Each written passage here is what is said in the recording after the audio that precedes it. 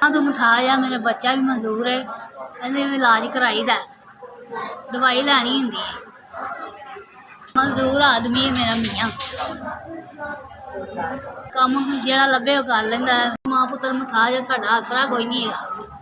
अल्लाह मेरा बंदा कमाने वाला कोई भी नहीं है, कमाने वाला असीं इहदा इलाज करा रहे हैं, साडी मदद करो। मेरा बंदा कल्ला कमाने वाला है, जे लभे तो कर लवे, ना लभे तो नहीं ना। उन्दी इन्नी कमाई नहीं हैगी, घर का सिस्टम चला लवे। तुहाडे वास्ते दुआ करांगे, साडी गरीबां दी मदद करो, बच्चे दा इलाज करा सकां। चिल्ड्रन हस्पताल इलाज कराने साडी गुंजाइश नहीं है।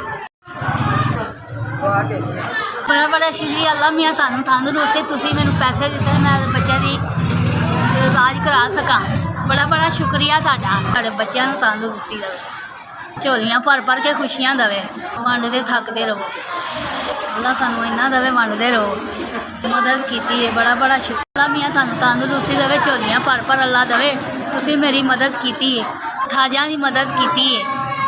खुश रखे, बाद रखे, तुहाडी दी खैर करे, तुहाडे बच्चों दी खैर करे, कियां कामयाबियां देवे। 5000 दिता है, अल्लाह तुहानूं देंदा रहे, वंडदे रहे।